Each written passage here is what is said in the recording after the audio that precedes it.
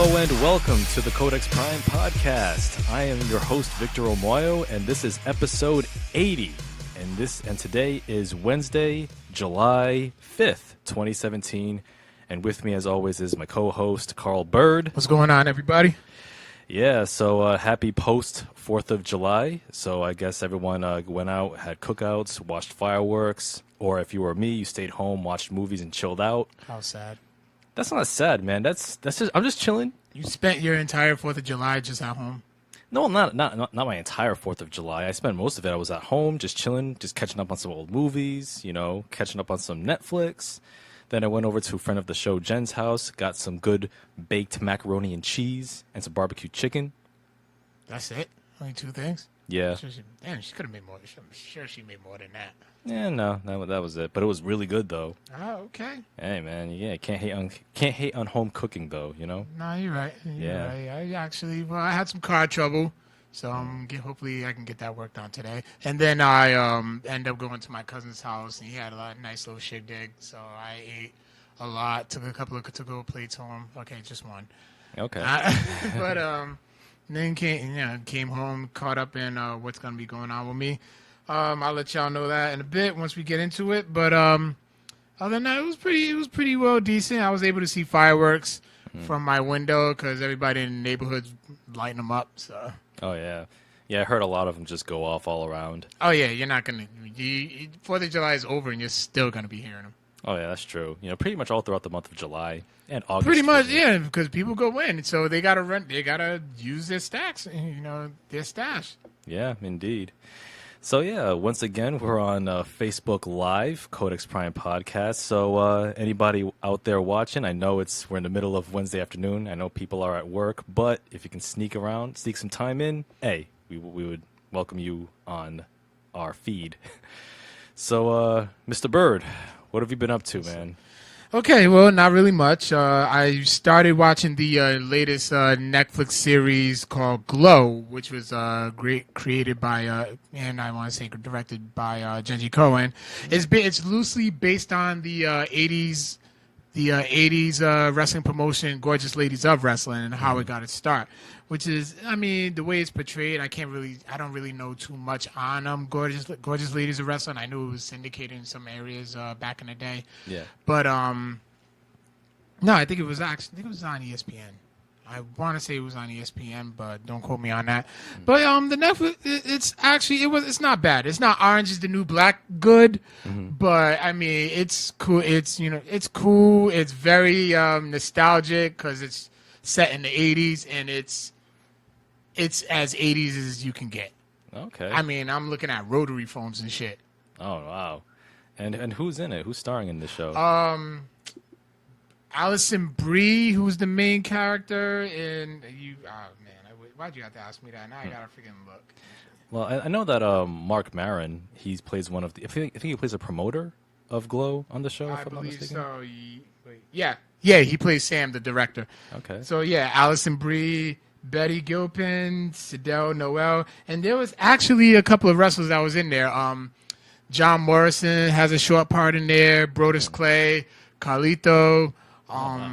Alex Riley plays a wrestler named Steel Horse that one of them kind of falls in lust with. Okay. I love Lust. All right.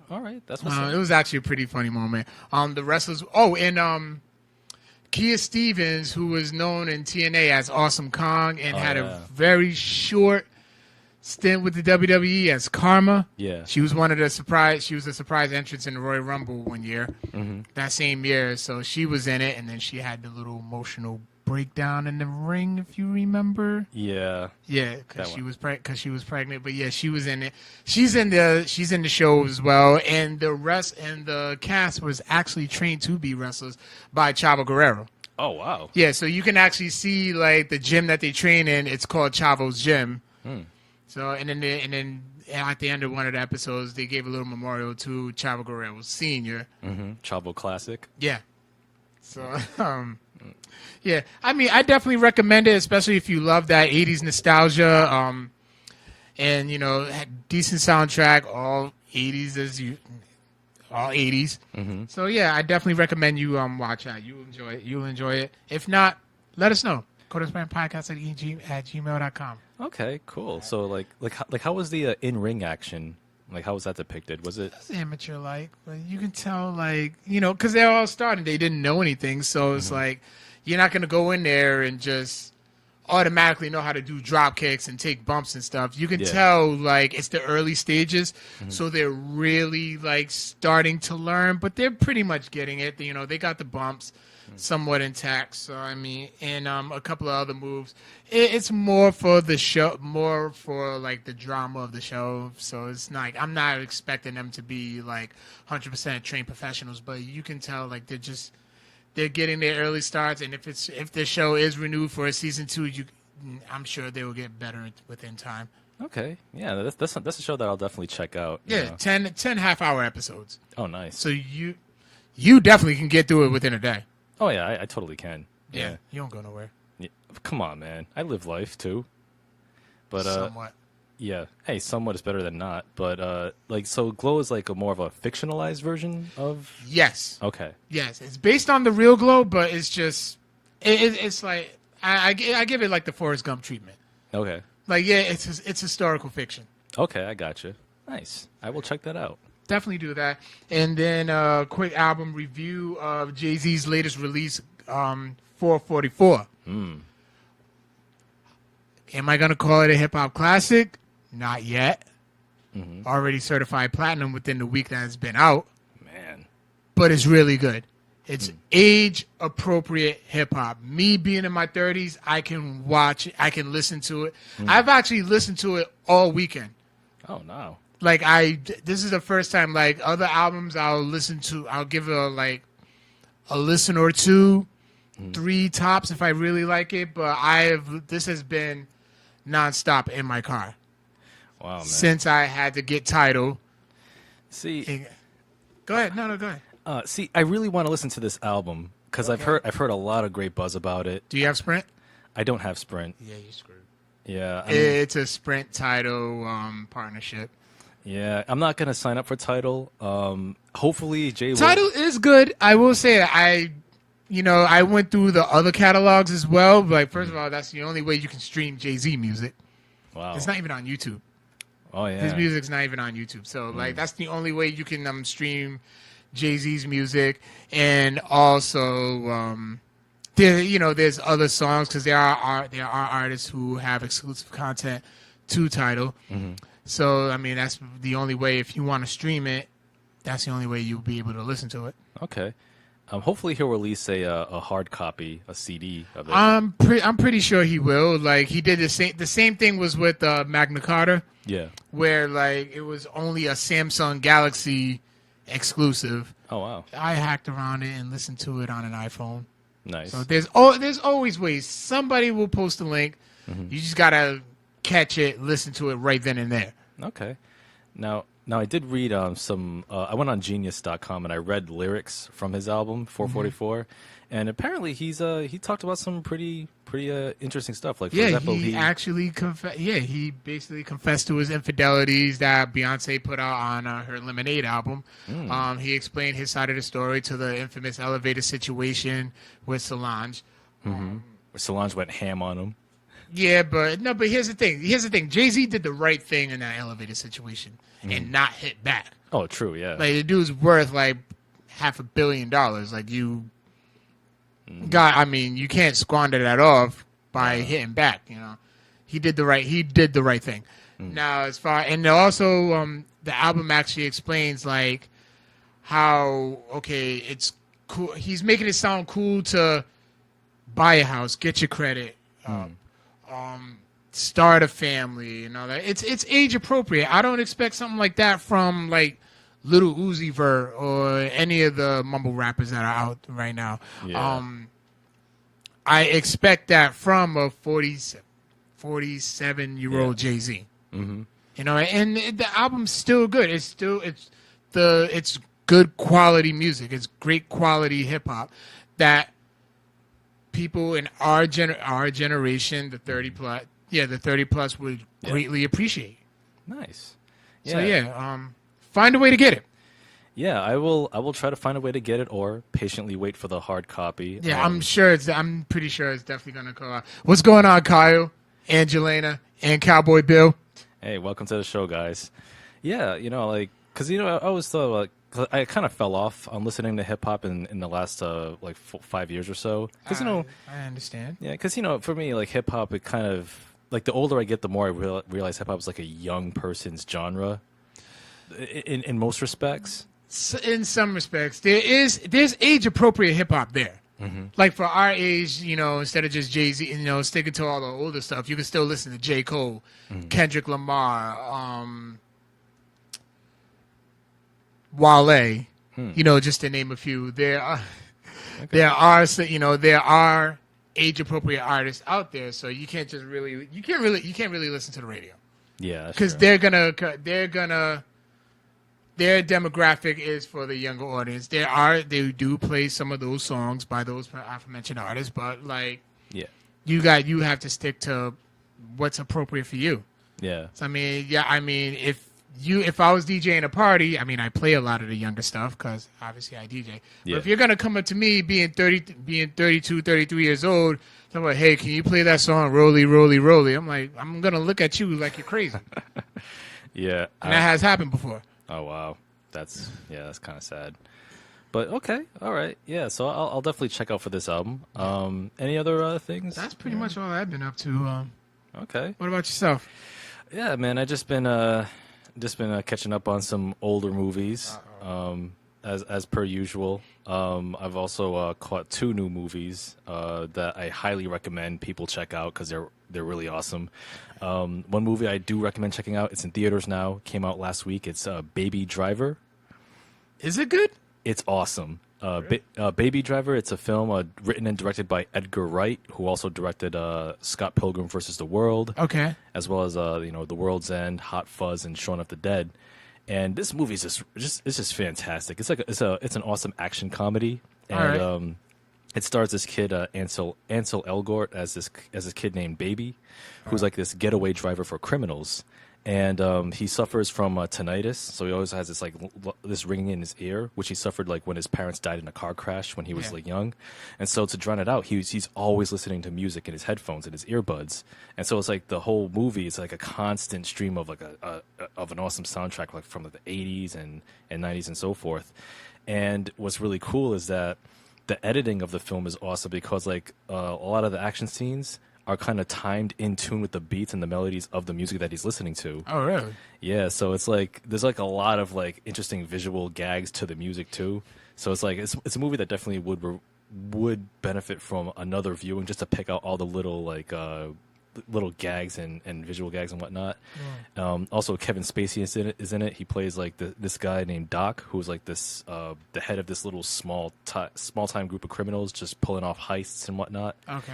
And he's just and Baby, he's just like an awesome getaway driver. Like there's some really cool car chases in here in this film. And Jamie Foxx is in it too. He plays this sociopath named Bats. And what is it? Bats. Bats. Yeah, like he's just a sociopath. Like when you see him, like when he enters the room, the vibe just changes because it's like, oh shit, what's he gonna say now, man? And then John Hamm is in it too. He's pretty cool.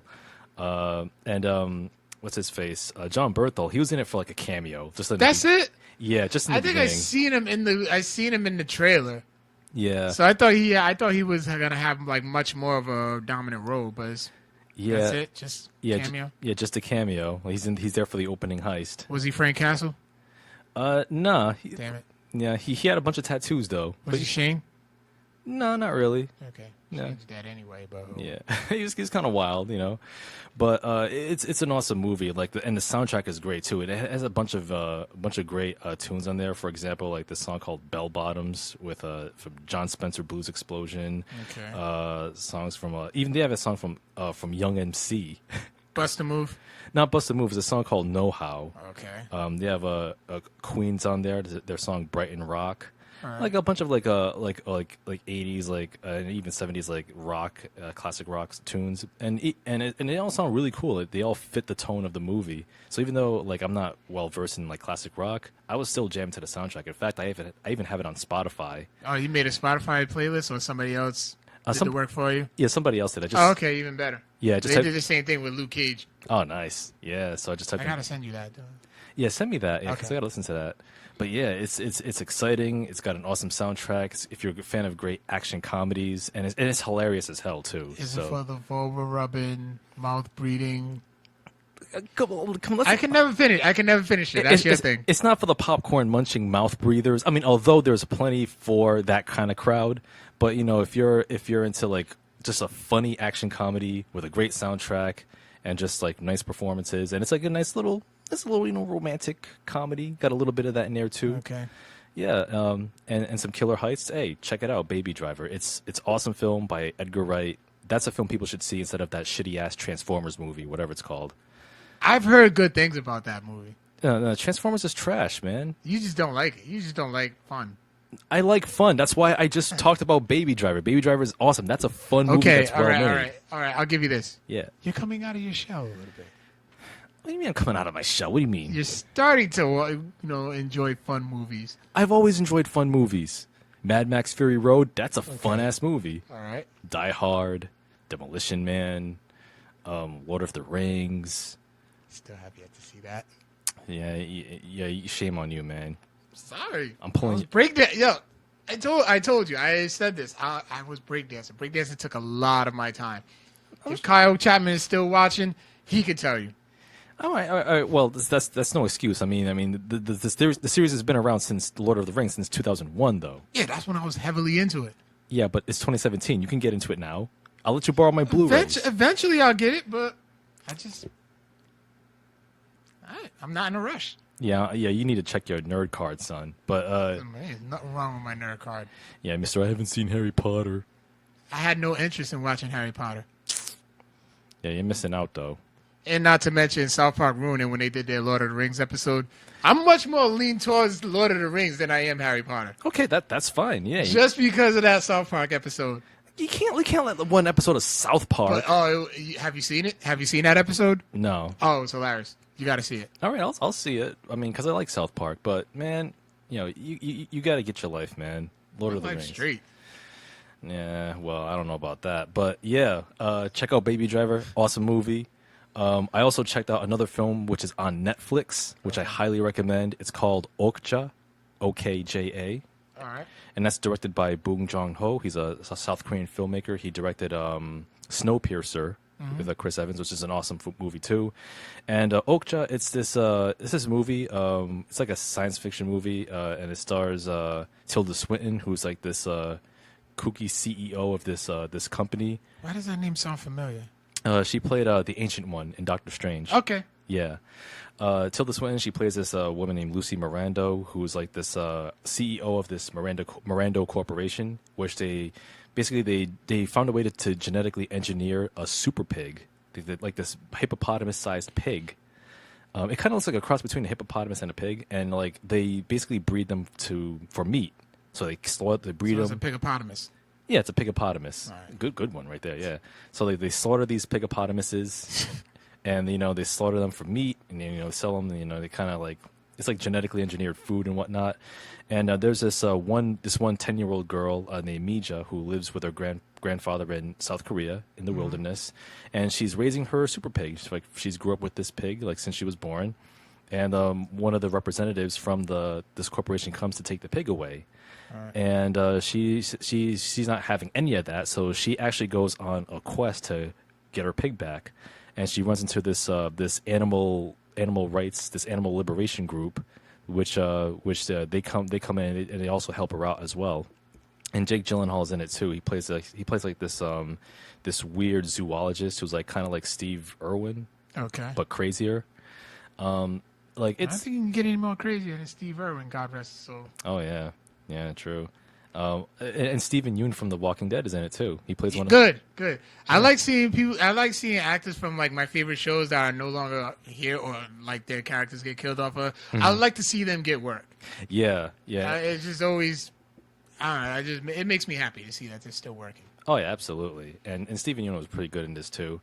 Paul Dano's in it too. He plays like the leader of the group. Okay. And Okja, it's a really fun movie. It's full of like interesting themes of like genetically modified foods and animal rights and Did like. they show the chitlins? No, I don't think so. Do you know what chitlins are? Yeah, and it sounds very unpleasant. Who the hell would eat chitlins and like it? Black people. Not all black people, son. Which is true because I don't like them. Yeah. But hey, that's how we are. They gave us the nastiest part of the pigs. We just boiled them, put some hot sauce on them. We like them. Nah, son, I can't see how anybody in their right mind would eat chitlins though. My mother does. Oh my god, why? She's Like, does she have to like scrub the shit off of it? Well, I don't know the cooking process on them, but you boil them. And it smells like shit though, because it's like the Yeah, it will right? stink up your entire house. Oh, see, I can't have that. Yeah, Man. it's awful. Yeah, no way. Chitlins are very unpleasant, but yeah, like the film is awesome. Talks about genetically modified foods, the ethics of like meat consumption. Although I'm still gonna eat chicken and fish. I'm sorry, that's just me, and steak. I have no problem. I eat a pig's ass if they cook it right. Yeah. I'll agree with you there. Pig roast. There's I've eaten a pig's ear. Yeah, I have too. Yeah, as a matter of fact, you was there with me. We was playing a game. I'm playing a game, and I have the pig's ear in my mouth just because I needed both hands. I'm like, oh my god, what am I gonna do? And just Yeah, and like the whole movie is really cool, and it's gorgeously shot. The cinematography is dope. It's by Darius Kanji, who's a DP in this film, Okja, and like the film, I believe it was shot in 4K, but even though I have a 1080p television, get it, yep. The cinema. Get it. No, the cinema. Get it. No, Get it. The cinematography in this film is so lush and so crisp, man. Like when I watched it, I was just mesmerized. Like my eyeballs were just like transfixed on the screen. Now just imagine if it was in 4K. Yeah, who gives a shit? You would have dropped your pants right then and there. Don't be gross. Anyway, like saying. the colors pop. I mean, you can see every fine detail, even in 1080p. Yes, and it was just breathtaking. Like every frame was just from the wilderness of South Korea to like the streets and everything. Oh, it was just great. It was just a gorgeous looking film. And I see Galina. She agrees with me about chitlins. They are disgusting. Yes, they are. Like potato chips mixed in with ice cream. Ew, that's gross too. Yeah, it's like eating French fries with mayonnaise. That's gross. But people do that. Yeah, which is like you're just asking to clog your arteries. But anyway, but yeah, I highly recommend checking out Okja, which is a Netflix exclusive film. It's creative, it's unique, really good visual effects with the giant super pig, and it kind of gets emotional. You might get choked up a little bit, just a little bit, but it's a really good film. Right. So what we got here? What we got here in the chat? It was Jelena saying that's why I said the potato chips and ice cream because she likes it. So she said, "What you won't do is talk junk about my favorite snack." Oh man, yeah. I mean, how do you mix up potato chips and ice cream though? That's just. So, some people actually take like they dip their fries in a Wendy's Frosty. I mean, Wendy's is bad enough, but come on, people. I like Wendy's. Nah, see, I can't do corporate fast food no more though. Yeah, I mean, have you done Chick-fil-A? No. Do Chick-fil-A. Nah, isn't the owner of Chick-fil-A homophobic or something like that? So some controversy. It's he's just a devout Christian. It's a Christian-based company. Yeah. So. I mean, see. Here's the thing. Eat yourself a Chick-fil-A chicken sandwich, and you would not care. Nah. See, you wouldn't care. I'm telling you, you would not care. Nah. Those are some of the friendliest. You get some of the friendliest customer service ever. I don't know about friendly. I mean, if your undercurrent is like, yeah, we don't like them gays. I don't think it's not that. I'm pretty guaranteed that Chick-fil-A has gay employees. Yeah. They don't open on Sundays. See, well, it's a Christian-based company. See, Chick-fil-A is awesome. Thank you, Jelena. Hey, you know what? Hey, whatever. We're gonna have some Chick-fil-A. I'm not eating Chick-fil-A. You're gonna eat Chick-fil-A. You're gonna eat Chick-fil-A, and you're gonna like it. Listen, I am a principled man. I stick to my principles. I am not eating Chick-fil-A. Who gives a shit? It's good food. Look, I've had good food. I know what great food is, and I know great food ain't Chick-fil-A. It is. It ain't better than cilantro's. I'll tell you that. I never had cilantros. What? Nah, and I used to live near cilantro. Wow. Brother, you gotta have cilantro's, dude. All right, okay. I'll have cilantros. You have Chick-fil-A. Nah, see, why you gotta come up with that kind of bargain, though? It seems even the resident supervillain John Apodic says it's actually pretty good. Just pretend it's a happy place. Yeah, you know what? It is a happy place. You know, all right. You know, The Chick-fil-A workers, they actually ask, "How are you doing today?" well, because that's With McDonald's, you get "Welcome to McDonald's. What you want?" well, I haven't been to McDonald's since 2010, so. Jeez, you even know the year you stopped going. Yeah, I haven't man. been to McDonald's since last Wednesday. See, here's the thing though. Like for me, when it comes to fast food, I'm on my healthy kick, man. I mean, I do have. They got salads. Their salads ain't shit. McDonald's salad. Yeah, I'll tell you, McDonald's salads has more sodium than the actual burgers. How does that work? Is that a proven fact? Yeah, because if with the dressing alone. Okay, so don't eat with the dressing. Yeah, but it tastes like a fucking rubber tire with the so-called lettuce. How do you know what rubber tires taste like? Come on, man. Look, you know what I mean. I'm saying You set yourself up for that one. it's just my way of saying they taste really, really bad. Oh See, my God. here we go. More confirmation. The owner doesn't say we hate gays. It's a Christian-based company who believes homosexuality is wrong, but has never said anything bad about gay people. They just don't support. They just don't support the LGBTQ. But the food is amazing, and their milkshakes is off the hook. Listen, you know what? I mean, with their politics right there, I don't like to use this word because I think it's overused, but I gotta say it is problematic because if being a devout Christian means that you gotta hate or think that homosexuality is wrong, then your religion They're really, not necessarily saying it's wrong. They just don't believe in it. how can you not? What do you mean don't believe in it? It's like saying that I don't believe that the Earth is round. It's a fact. It's a fact of life. There are still people who do. There are people who really do believe that the Earth is still flat. And we call them dumb motherfuckers. Oh my God. This is 2017, people. Get with the times. All right, we're getting too political. Yeah, yeah. All I'm just saying is try Chick-fil-A. I'll have cilantros. I'll take it under advisement. Yeah. Yeah. But anyway. I bring you some Chick-fil-A. I bring an extra thing of Chick-fil-A for you. Your ass better eat it. All right, if you bring it, I'll try it out. Right. Hell, I'll even try it out on the show. And I'll let people know what time it is. We don't want to watch you eat. I mean, it's a quick flash in a hurry if you ever see this dude eat. Hey, listen. You ever seen that movie Major Payne? Oh, I still haven't seen Major Payne, though. See? I never seen Lord of the Rings. You haven't seen Major Payne. It's two different things, though. Two different things.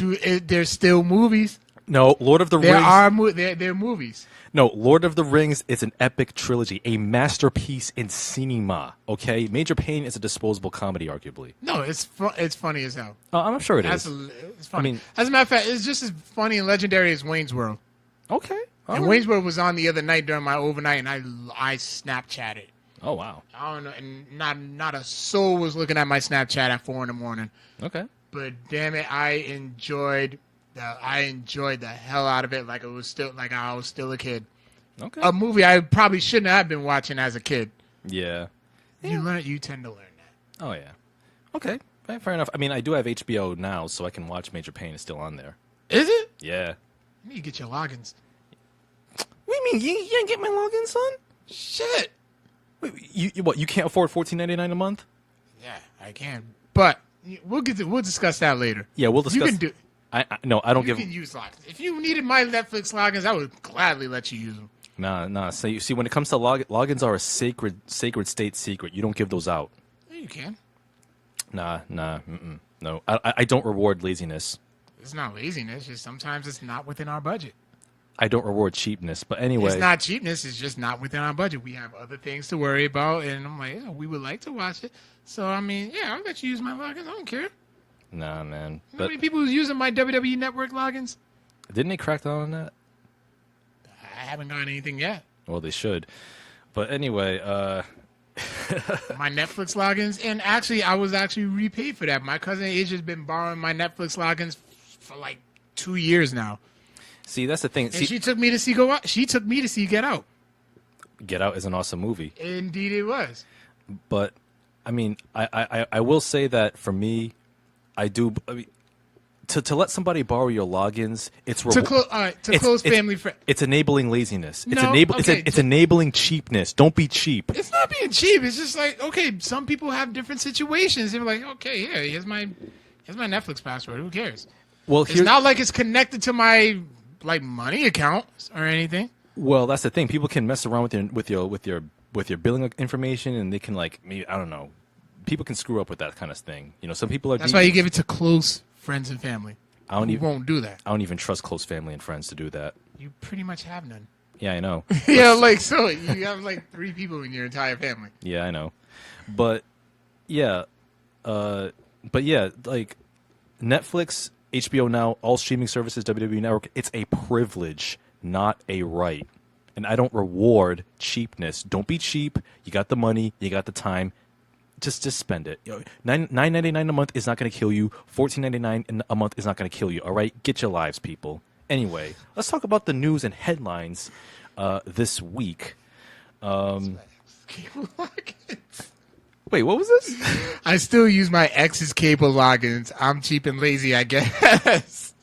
Well, I mean, maybe that's a whole other issue if you're still using your ex-partner's logins. But anyway, I'm petty though. Once we become my ex, it depends on the terms that we break up on. If we break up on bad terms, I'm petty. I'm changing the entire password.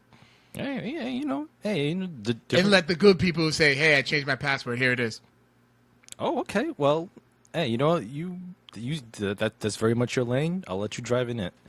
But yeah, we got some. Smooth lane. What was that? It's a smooth lane. Yeah, whatever. Yeah, riddled with potholes. But yeah, we got some news and items this week. We got some trailers that dropped last week. Yeah, we did. Beginning with Inhumans, the television series. I thought it was cool. I'm actually looking forward to seeing the first episode on IMAX. Yeah, because this is it's all shot in IMAX, right? The first episode? Yeah, I think the whole series. No, I think it is the first episode. Right? Yeah, I'm good. Oh, okay. Yeah. But yeah, so I'm definitely looking forward to that. I'm sure you have a much more in-depth analyzation of the trailer. Analysis. You know what I mean. Yeah, I know. Yeah, you can't read. But anyway, but yeah, the Inhumans trailer, it looks all right. I think it's in the same because the Inhumans, the same actors first appeared in Agents of S.H.I.E.L.D. I believe so. Yeah. Okay. A couple of them. Yeah, it looks all right. In fact, you have Ramsey Bolton himself playing one of the Inhumans. Yeah, and I think he plays the antagonist. So I'm like, this is good. If he plays the antagonist, I'm literally just gonna hate the person who plays him as a human being. Well, because he plays such a dick of a. Ramsey Bolton is a dick. I'm not even gonna say God rest the character's soul because he was a fucking dick. Yes, he was. So and in the Game of Thrones Telltale game, I even hated him more then. Oh, he's in that? Yeah, the actual actor. I don't know his name. I forget his name, but yeah, it isn't. I forgot to. But I was like, yo, he more credit to him because he plays an awesome antagonist. Oh yeah, he does. Yeah, in Game of Thrones, there was no redeeming value with that character at all. Who would you hate more, Joffrey or Ramsey Bolton? Oh man, that is such a good question. Because both of them qualify for the douchebag Hall of Fame. Man, who do I hate more, Joffrey or Ramsey Bolton? You know what? It's a very tight race. Yeah. But if I had to choose one, I'm gonna have to go with just by a hair, Ramsey Bolton. Probably because he lasted longer in the show. Yeah. But oh man, when the way he died, I won't spoil it for people who haven't seen it. Oh, it was so sweet. I loved it. Season 7 is coming out next week. No, the week after. Okay. Yes, that's gonna be a main topic for 2 weeks from now. Yeah. So I can't get those logins, man. Dude, you know what's coming out on HBO within the next few weeks? Yeah. You got Season 7 of Game of Thrones. Yep. You got Season 2 of Insecure. Yes. And freaking Season 3 of Ballers. Oh, I haven't even watched Ballers yet.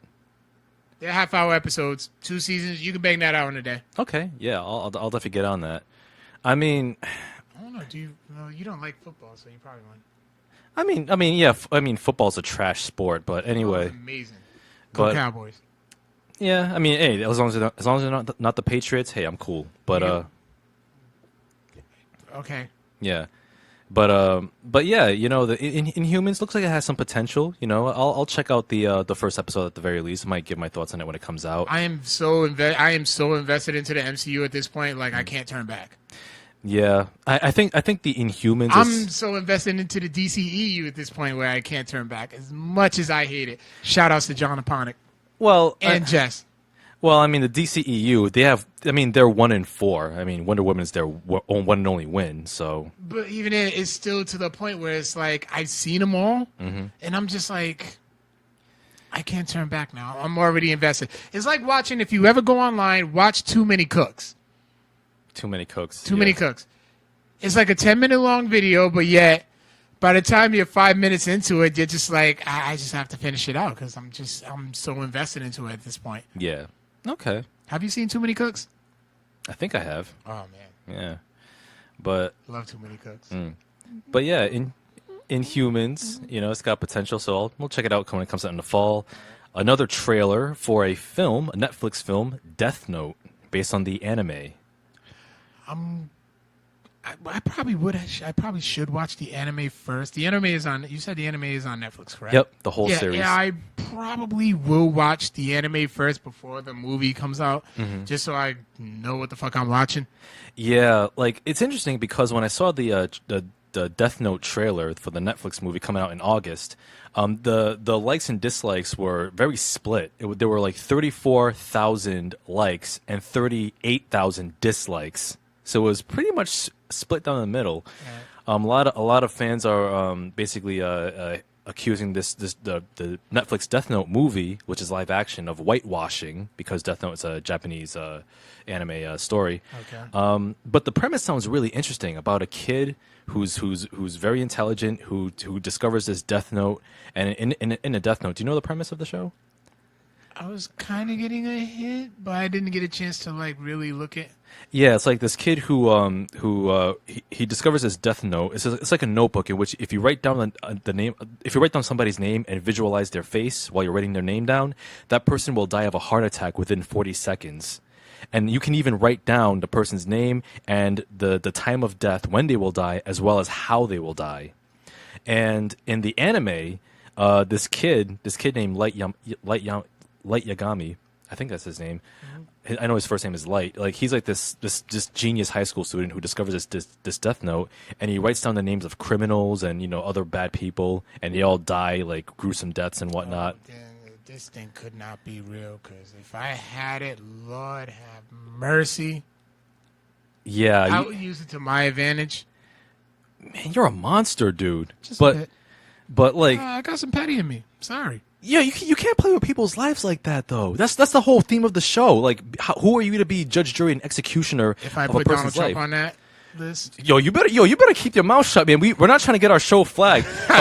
The views and opinions of Carl Byrd are his alone and do not reflect those of the Codex Prime podcast. Please do not send your hate mail at codexprimepodcast@gmail.com. Disclaimer over. Anyway, but the show is the anime is really cool. I actually started watching it yesterday. Okay. And and each of the episodes are like 20 minutes, so I was banging them out. Yeah, so I'm like on episode 9 right now. How many seasons? There was one season, 37 episodes. Oh yeah, you can bang those out. Yeah, so it's really cool so far. Like, John Aponic put the zipper mouth emoji. Yeah.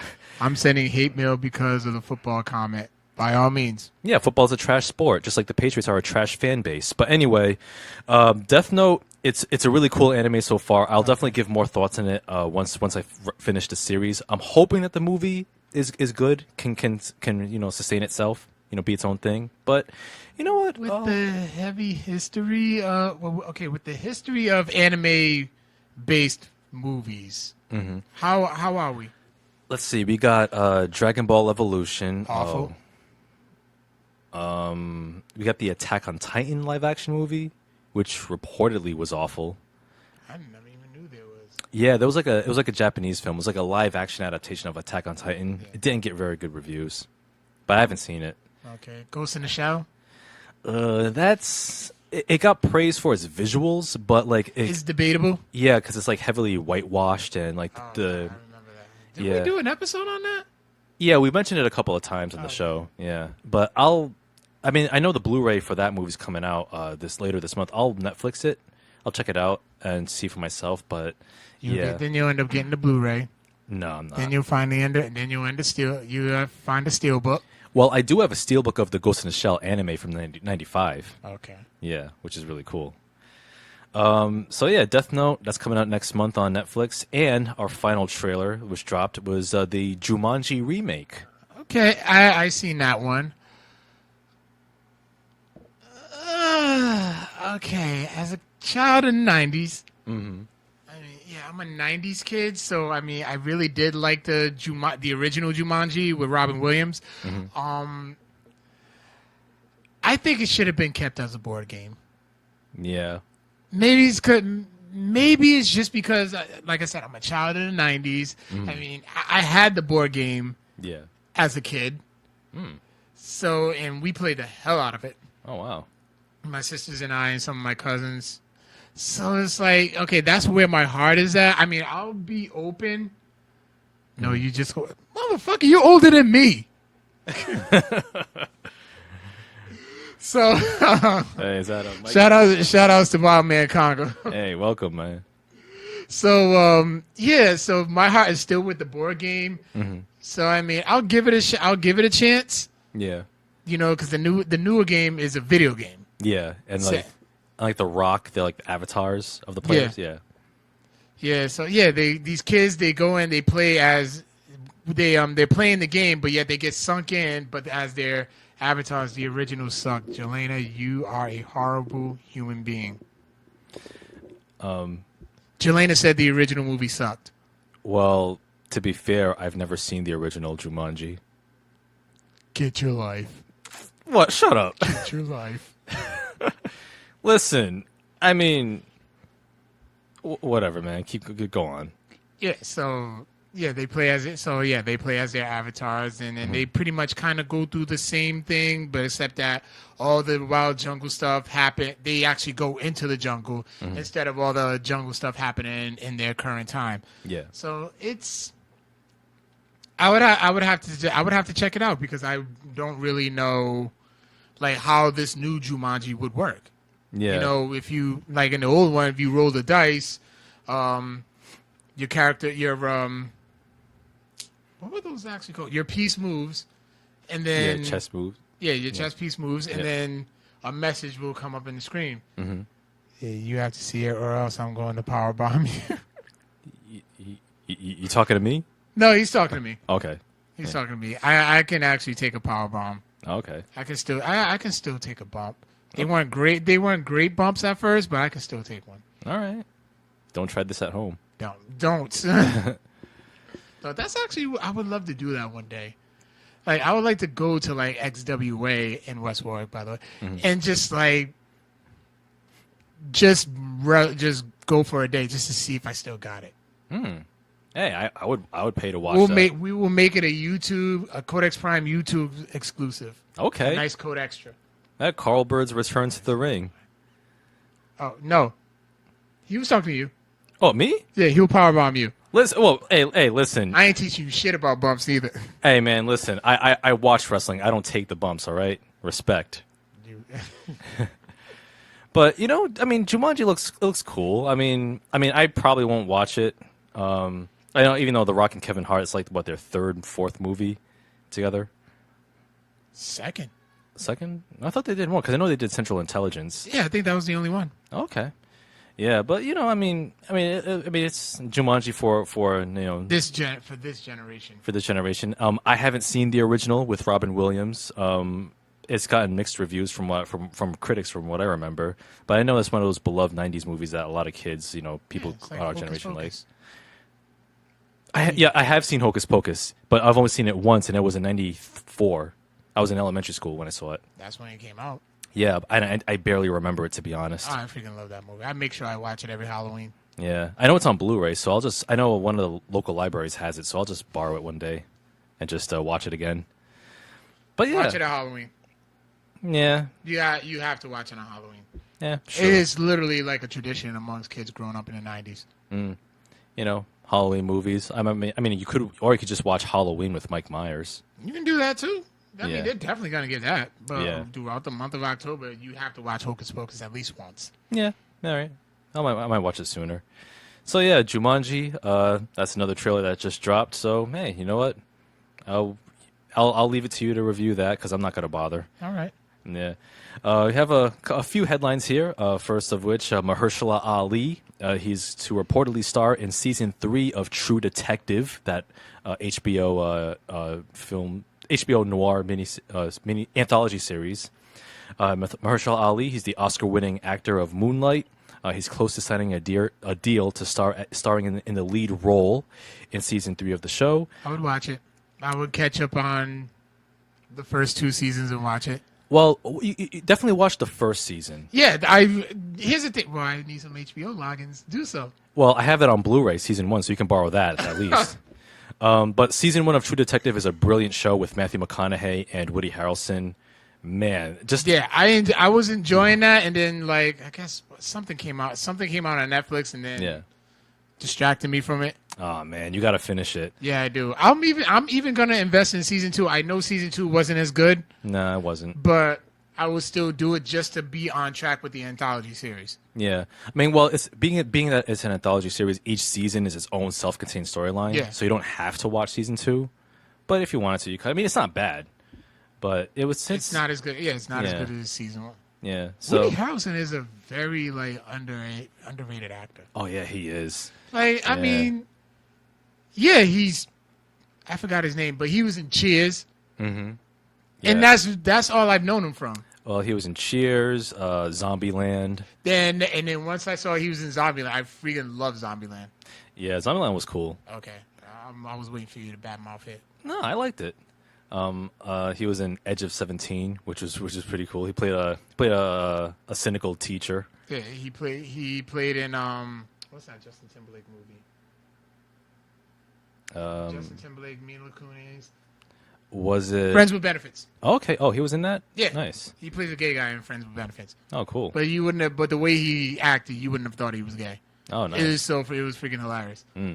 Yeah, and I think he was also in Natural Born Killers, but I haven't seen that. I think he was that. Yeah. Yeah, but yeah, I'm looking forward to season 3. I mean, with Mahershala Ali as the lead, that's Why not? Automatic watch. He's in a little music video for Jay-Z's 444. Oh, I heard about that. The story of OJ. Was that the No, video? because that's an animated video. Oh, okay. I think it was for a song that's not on the album. Unfortunately, it's called Adness. But I think you can still get this song on Tidal. Okay. Yeah, I'll just wait for the CD. And a small role in No Country for Old Men. Oh, that's right. He was in No Country for Old Men. Yeah. Thanks, John. Yeah. You freaking DC lover, you. Hey, you know what? I gotta say. I mean, as a quick aside for friend of the show, John Haponic. The thing is, like, all right, we're college boys, right? And as long as I've known him, John, he's been pretty, I'd say, nitpicky when it comes to storytelling and stories. Like you? Well, the thing is, like, I'm not as nitpicky as he is. I can see the flaws, but I can actually appreciate a movie for what it is. But as worse? He's worse because here's the thing. But here's what I find so maddening. As nitpicky as John is about storytelling and whatnot, how can he look at the DCEU films and say that they're actually good and like them? I mean, except for Wonder Woman. Wonder Woman is legitimately good. But how can he look at Suicide Squad, Batman vs. Superman, Man of Steel, and say, yep, that works for me. The way they portray Superman totally works. Yep, it fits the tone. I don't get it. John, one of these days, you're going to have to explain it to me, whether by phone call or email. As nitpicky as you are, how can you like the DCEU films, as terrible and as obviously flawed as they are, and say those work for you? I don't get it. He said, dude, you are the one who owned Man of Steel. Listen, I owned Man of Steel way before Batman vs. Superman dropped, okay? And I still owned it. And I bought it for mad cheap at Newberry Comics. It was, what, $10? That's not cheap enough. Yeah, I know. For Man of Steel, it should have been like $199. Listen, you want to know the only DC movies that I own? What?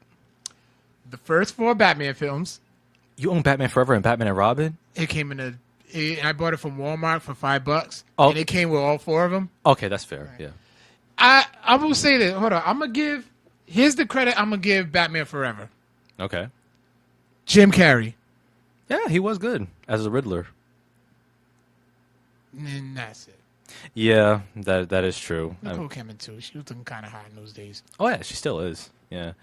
Yeah, it's true. And then the Christopher Nolan Batman series. Oh yeah, all three. Oh, those are like the upper echelon. Those are like from my view, the Christopher Nolan Batman trilogy is still the best superhero films ever made. That's the gold standard. You're entitled to your opinion. Hey, I would say Civil War is. No, I love Civil War. I mean, Civil War is good, but it's not Nolan-esque. I would put him up there. I would put it up there. All right. I would. Yeah. Hey, Jen. Hey, Jen. Welcome to the show. So yeah, we got. I want some barbecue chicken and baked macaroni and cheese. By the way, if it's still there, though. Is it? What up, Freddie? Yeah, Freddie. Welcome to the show, man. All right, go ahead. You go on to the next one. This one's definitely just all you. Oh yeah, so the next headline here real quick. Wonder Woman is the highest grossing live action film directed by a woman. Yes. Director Patty Jenkins' DCEU film has grossed over $670 million worldwide, which surpasses the previous record holder, Mamma Mia, which was directed by Philidia Lloyd. Domestically, Wonder Woman has surpassed Batman vs. Superman, Dawn of Justice, Suicide Squad, and Man of Steel, grossing over $334 million stateside in the box office. So yeah, pretty awesome achievement by Patty Jenkins. Highest grossing live action film directed by a woman. I'm hoping to see another sequel to Wonder Woman. And hey, Patty Jenkins is a hell of a filmmaker. She should direct more films, not just in the DCEU. But hey, that's awesome. That's what's up. And last headline here, some sad news, unfortunately. Yeah, unfortunately, the Smith Hart, the older brother of WWE Hall of Famer and wrestling legend Bret Hart, passed away at the age of 68. He was battling terminal cancer since June of this year, and he knew it was coming. Unfortunately, as a matter of fact, on January 1st, he visited Owen Hart's grave and tweeted, "Thought I'd visit Owen today. I'll see you soon, brother." So I guess he kind of had an idea, even though he's been battling cancer since June. So, but it's unfortunate. He did wrestle for Calgary Stampede Wrestling in the 70s and early 80s, which was his father Stu Hart's stable territory back in the day. So highly unfortunate. May he rest in peace. Oh yeah. Yeah, absolutely. Smith Hart, second Hart brother to go. Yeah, that is unfortunate. And Freddie agrees with you, saying that the Batman series is the standard. Oh yeah, absolutely. The Christopher Nolan films, you can't beat them. Right. Yeah. I agree. They're great. They're a great series. And I would just put Civil War with it. All right. Yeah, you know what? That's what's up. But yeah, well, we got onto our main topic. We've been kind of putting this off for a couple of weeks, but we can finally talk about season 5 of Orange is the New Black. It's been out for about 3-4 weeks now. Yeah. So y'all could have caught up by now. Yeah. So spoilers if you haven't finished the show or if you haven't watched it, or if you don't care about spoilers, hey, welcome to the chat. So yeah, season 5, man. It starts off. It picks up right after season 4, and it takes place over the span of 3 or 4 days. Yeah, about that. Yeah, there's like a big prison riot, and which the inmates take over. Yeah, the inmates take over Litchfield, and and hilarity and drama ensues. So Carl, I'll start off with you, man. What did you think about the season as a whole, and what are some of your? I thought it was cool.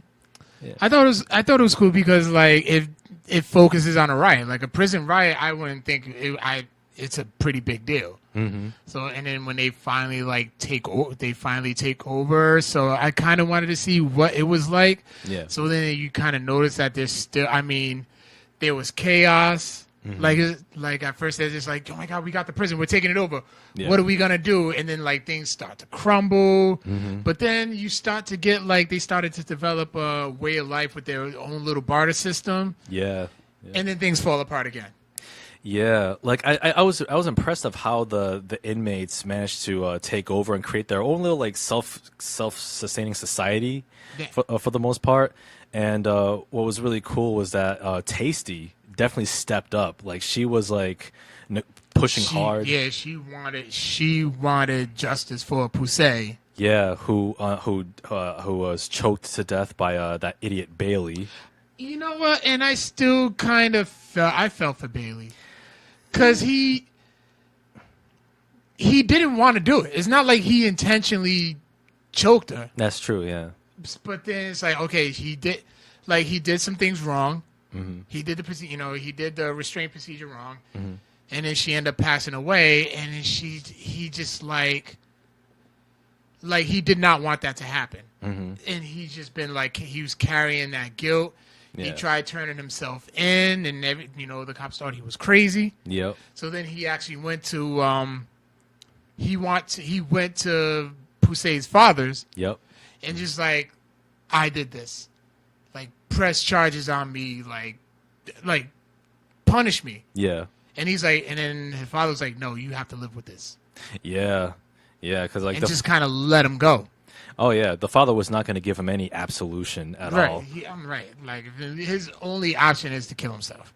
For real. At this point, if he's still feeling that heavy about it, that's his only idea. Yeah, and Bailey, like he was also in a way a victim of being just a completely untrained CO, and that the whole culture of the COs in season 4, which was under the thumb of Desi Piscatella, who was a fucking douchebag. Yeah. Like it's like the whole sadistic COs under his watch. In fact, there was one scene in the last season, if you remember, where one of the COs dropped Bailey off at his home, like after that whole thing with the riot and him killing Pusey, and this CO was just casually talking to Bailey like, oh yeah, it just reminds me when I was in Iraq and I forced this little kid to juggle this hand grenade and it went off, and then it was like shit happens, and the way he casually talked about murdering a kid.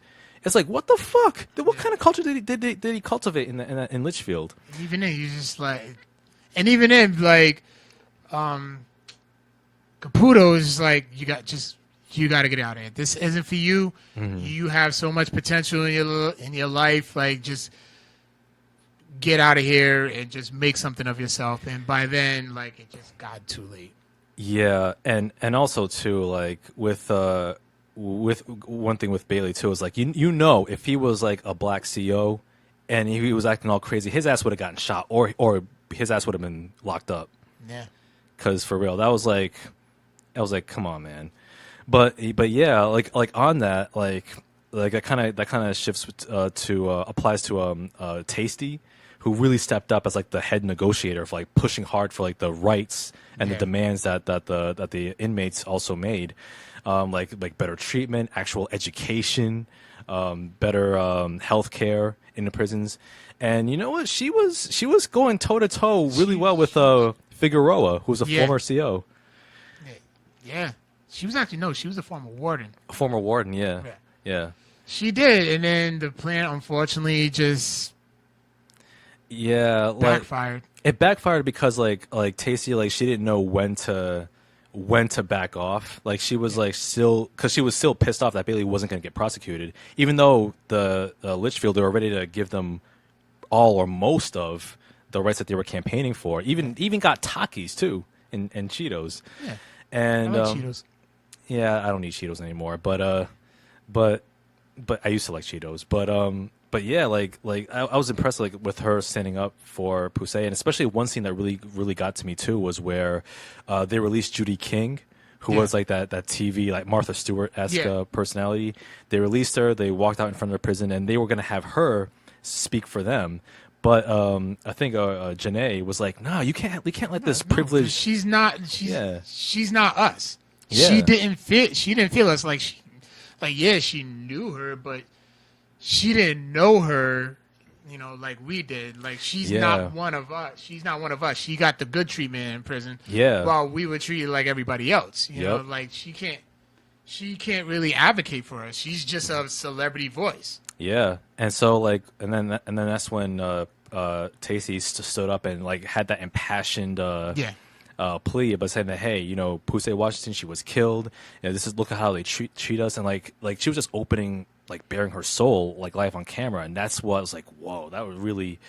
That was one of my favorite scenes too, because like she really stepped up in a major way and basically let their voices be heard in a way that it hasn't before, and like that kind of reminded me of like Janae's story too, of like how she was a smart student. She was like, you know, in like a inner city school, and then she when one of her flashbacks was like Janae and like a bunch of students from her school went to this like all white school in the suburbs. It was a prep. Yeah, it was like a prep school. Yeah, it was like a high end prep school. Yeah, and they had like all sorts of like up to date facilities, a computer lab, an up to date library. They even had musical theater, which was a scene that really got under my skin just as much as it did Janae. Little white girls performing Dream Girls. Yeah, this little white girl performing, and I'm telling you, I'm not going. It's like, first of all, you're not Jennifer Hudson, and two, you don't. Jennifer Holliday was the original. I know Jennifer Holliday was the original, but Jennifer Hudson wasn't that a coincidence? Yeah, and then Jennifer Hudson won an Oscar for that very role.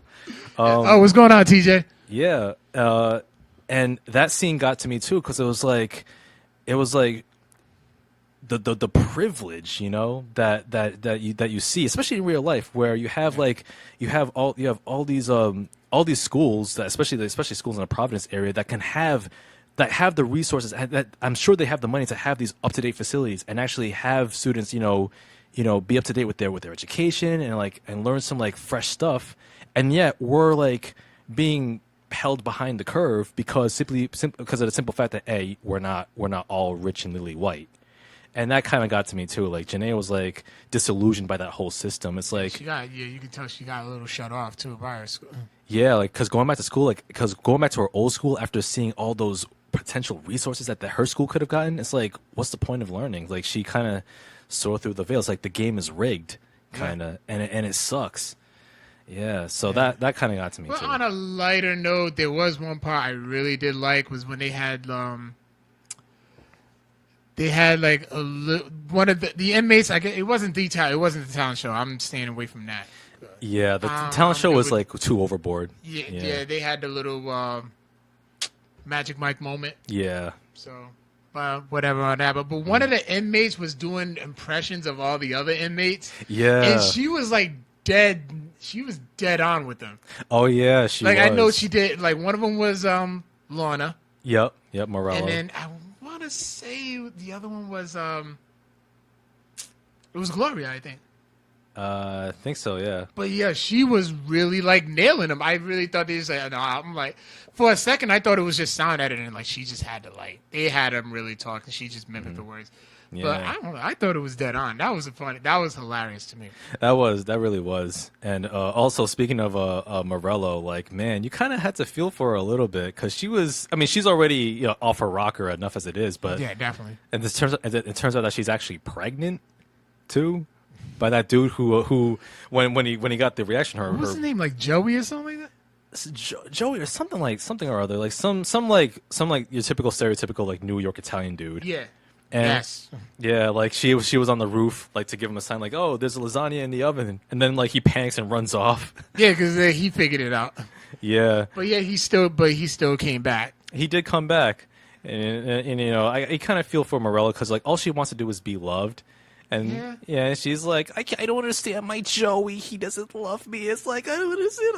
It's like, aw, I kind of feel for her, but then her friendship or relationship with Nikki Nichols. Yeah. I gotta say though, when she had the makeover, she looked mad weird without the eyeliner at the bottom of her eyelids. She looked mad weird. She looked like her character from American Pie. She was in American Pie? Yeah. Really? Yeah, she was in the first two. Wow, I really didn't remember. I don't count the straight to DVD ones. Oh yeah. Those aren't American Pie. That's just whatever. Yeah. Yeah, she was in the first two. Oh wow. I totally don't remember. She was kind of like the same character in a way. Oh wow. No, wait. She was in the first two. She wasn't in the wedding, and then she showed up in the reunion. Oh okay. And she turns out to be a lesbian in the reunion. Oh wow. Hey, there you go.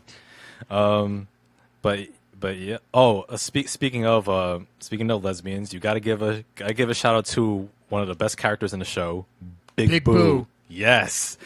oh man, like the way she like the way she was like her whole deal with that woman. I think her name was Tiffany. Like she was like one of the personnel of Litchfield, like with the private prison corporation. Oh yeah, she was a corporate figure, and then next thing you know, like she got caught up in the riot. Yeah, and then like she had to like pass herself off as an inmate, and Now she's just in jail. Yeah, because she's like she looks like all the rest. Mm-hmm. So now it's to the point where she is one of them. But but it's kind of cool because she got an inside look of what they really go through. Oh yeah. So if in future episodes where they actually figure out who she is and she does get out, she can advocate for the inmates even more. Oh, absolutely. Now that she actually experienced everything firsthand. Mm-hmm. Absolutely, yeah. Because her whole deal was like strictly looking at the inmates as numbers on a spreadsheet, but then she actually lived it and saw it firsthand. Exactly. Yeah, and then Boo, like she was ready to just like rat on her, like just let her identity be known once she found the truth about her with that compromising picture of her and Caputo, and but yo, I'm interested in. She's a hot one too. Yeah, she's a cutie. Like I even thought so when they showed her backstory. When she was in college and she was in that sorority. I was like, oh yeah, look at her. Well, she kind of has a sadistic streak because like she let the head of that sorority freeze to death in the snow because she was like pissing outside, and then she just took over and didn't feel really sorry about it. So she kind of has a sociopathic streak to her, but she's better at hiding it than most. Yeah, she is. That's probably how she got ahead in life. So. Oh yeah, It's definitely how she got ahead in life. Oh yeah, absolutely.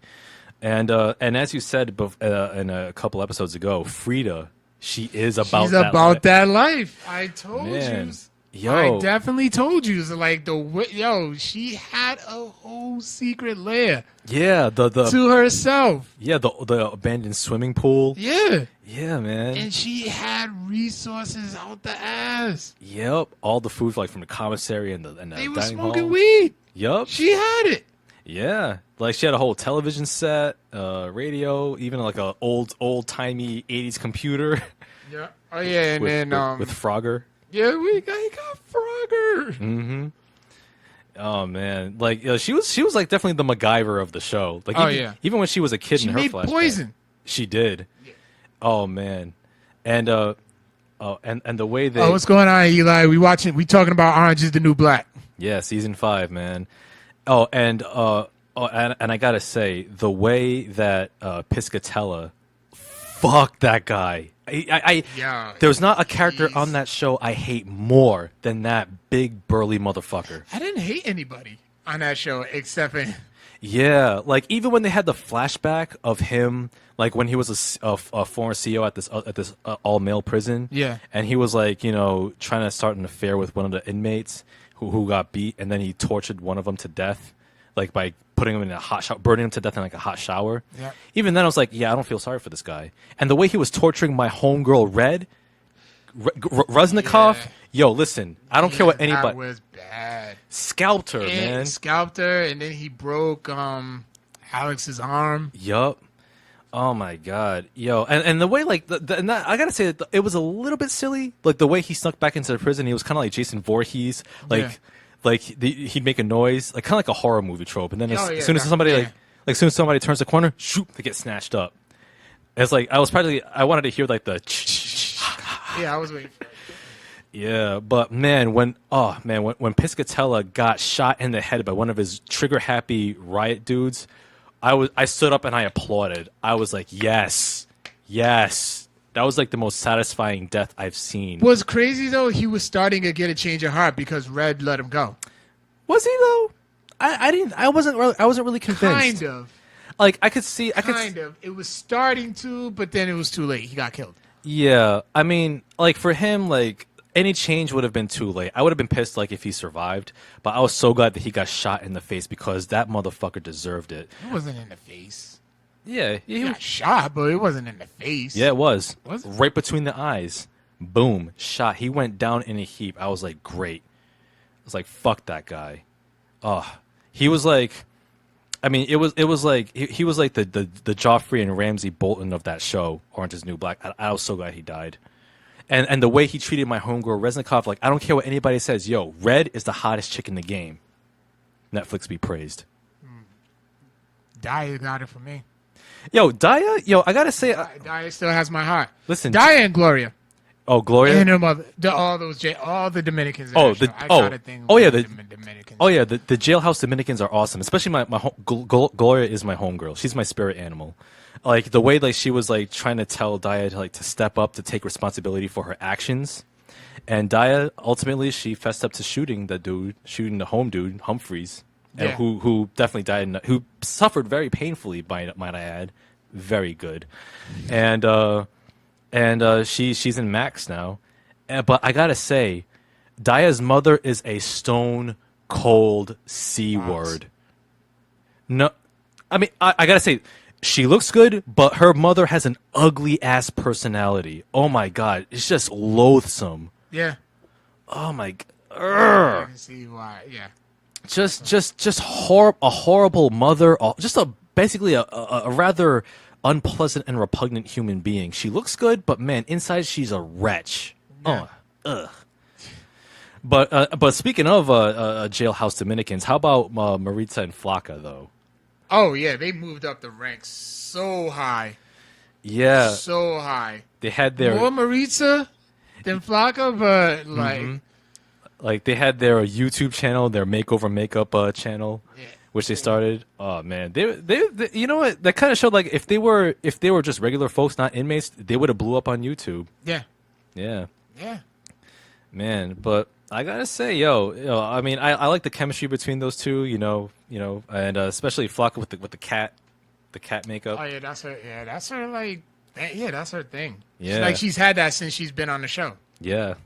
And you know what? I won't lie. I kind of got choked up when they at the end when the inmates got split off into those buses, and then Maritza and Flocka got split up. Oh yeah. She's like, "I love you. You'll be my best friend." I was like, "Yeah, I knew you was gonna fucking cry." I didn't cry at that moment, but I choked up. I choked up because it was like, man, you saw how tight they were. They were tight friends. They had this YouTube channel. They were blowing up. They were getting popularity, and to see the wonderful chemistry between these two jailhouse Dominicans get split off. But did you have to cry? I didn't cry though. I got choked up. I got a lump in my throat, but I didn't cry. There was no tears shed. But man, I felt something, man. If you didn't feel something, you're a monster. You're a horrible human being. I'm gonna say all that. I was like, wow, that's a sad moment, and I kept it moving, like any other human being. I kept it moving too, but I mean that moment just got to me though. Can I be about my feelings, man? Let me be about my feelings. It's just a show. It's not just a show, all right? There's themes at work. There's everything. It's everything. But anyway, what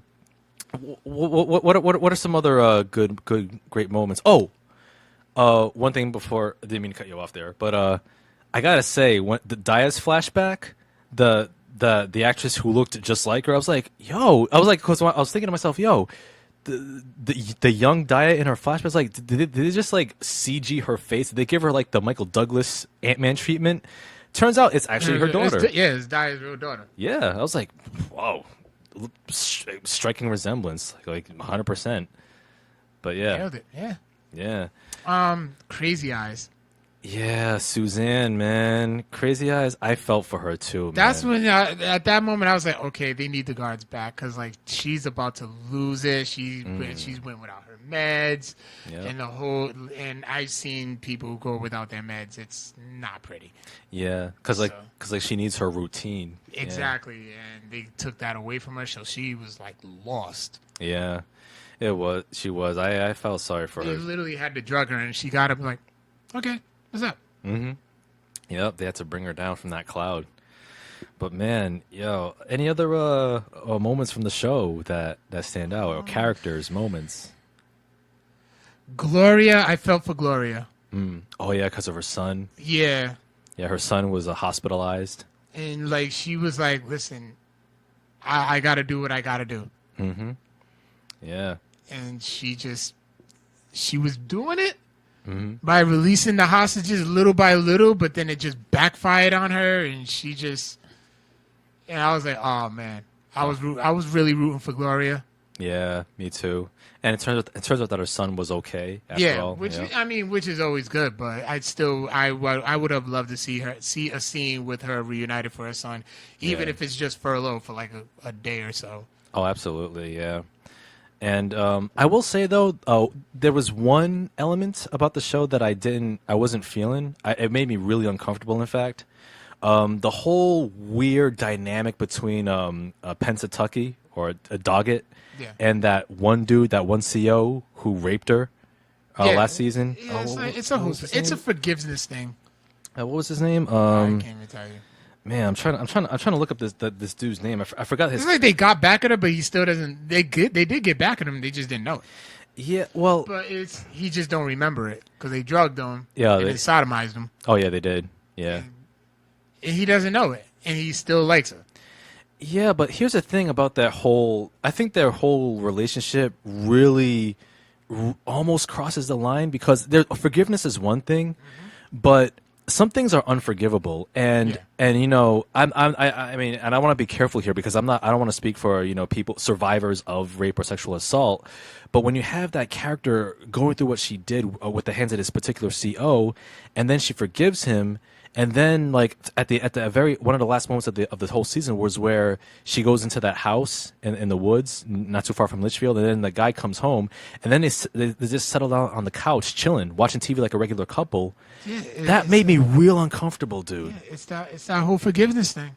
I don't know about that. It's like some people can do it, other people can't. It's like forgiving your abuser is one thing, but then like still seeing them, still being cool with them. Nah, I can't get with that. Nah, I hear you. Like I said, I got some petty in me.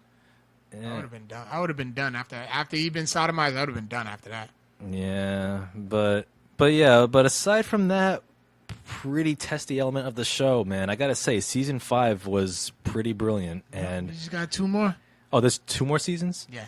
Wow, man. You know, I'm interested in seeing how they're gonna pull off the last 2 seasons, especially with the inmates being split off. That's what I'm looking forward to. Like, I just really can't. I don't know. I don't know where it could go. The only thing I have to do is just sit here, think up some fan theories, listen to other fan theories, and just wait and watch and see what they do. Yeah, indeed. Maybe if they'll like split it off, like between like prison A and prison B, and they'll find some way to get them back together, something like that. Somehow it will be because they're gonna have to somewhat rebuild Litchfield. Yeah, that's true. They tore that shit up. Yeah, and plus we gotta get Reznikov back on there. We gotta get the Jailhouse Dominicans back together, especially Maritza and Flocka, my homegirls, bays for life. You know, we gotta get back together, man. You really need to do some push-ups. You really do. Can you do push-ups? Of course I can do push-ups. Well, listen, speaking of which, I do planks, all right? I do planks. And just as good. Yeah, part of my DDP yoga. And I drink smoothies. I make smoothies every day. I'm on my health kick, son. Okay. All right, good. Me too. Yeah. I've been a gym rat. All right. But eating that fast food is kind of counterproductive, don't you think? Not really, because I'm trying to gain the weight. Okay, all right. So. All right, cool.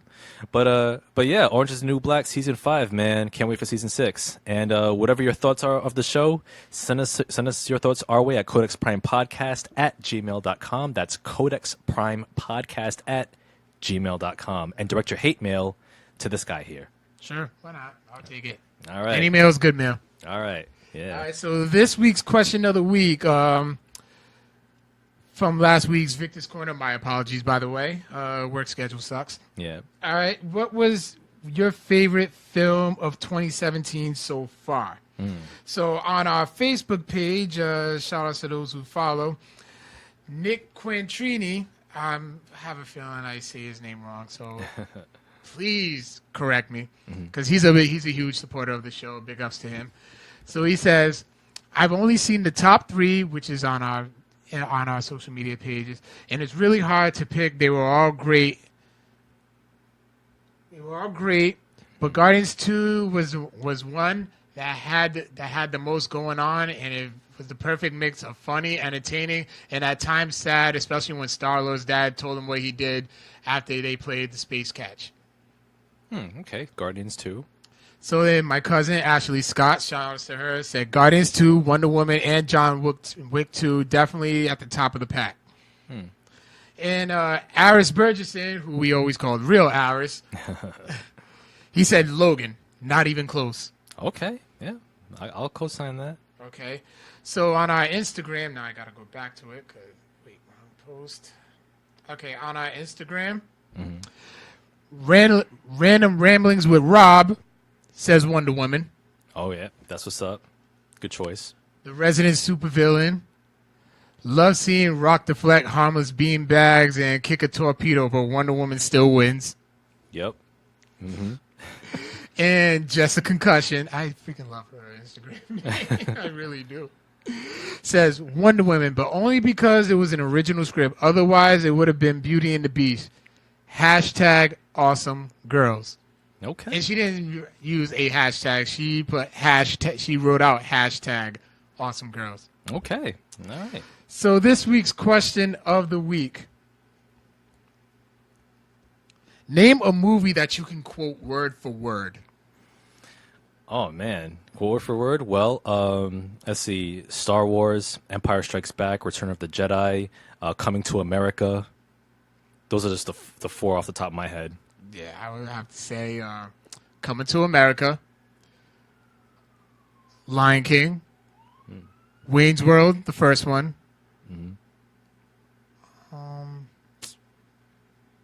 Damn. Yeah, those are the few off the top of my head. Harlem Nights. No, I can't quote Harlem Nights. Yeah, good guy, because that movie's garbage. I love that movie. That movie's amazing. No, it's not. But I would have to say, yeah, those are some of the few. Okay. Yeah. Yeah. Off the top of my head. So yeah, let us know what movie can you quote word for word. That'll be up on our social media handles within a day or so. So yeah, let us know, or you can just simply email us at codexprimepodcast@gmail.com. Anything else? Any final thoughts? Yeah, and you can also catch all of our episodes on Facebook Live, as well as SoundCloud and YouTube and iTunes. And you can find us all over the social medias on Facebook, Twitter, and Instagram. And give us a 5-star review. On iTunes, yes. Yeah. Definitely help us out a lot. Oh, and also you can check me out this Saturday. I will be DJing at the Will Blackman football camp. It's a one-day only camp for ages 7 to 14. Free, by the way. And if you have any, young kids who are playing football and you have a chance to learn from a actual NFL player, a Super Bowl champion at that, you can email at debweinreich1@gmail.com, and that's in order to register, and she can provide all the information in. So yeah, I'll be there all day. Even if you just want to come out and just say what's up, I'll be there all day, spinning everything. Word. Hey, that's what's up on the ones and twos. Yeah. Yeah. So yeah, thank you for watching and thank you for listening. You can catch us next Wednesday at 1 p.m. Next week, we will be talking about Spider-Man Homecoming. Yes, looking forward to that. Yeah, so fingers crossed. Hopefully it's good. It's going to be good. Yeah, I think it'll be better than Amazing Spider-Man 1 and 2. Those were actually good. I actually like those. 1 was okay. I didn't see 2, but I heard 2 was horrible. I'm going to say it was horrible. I had fun watching it. Okay. I found it enjoyable. All right. Fair enough. We'll leave it at that. So, yeah, we will catch you next Wednesday. So, peace out, nerds. Later.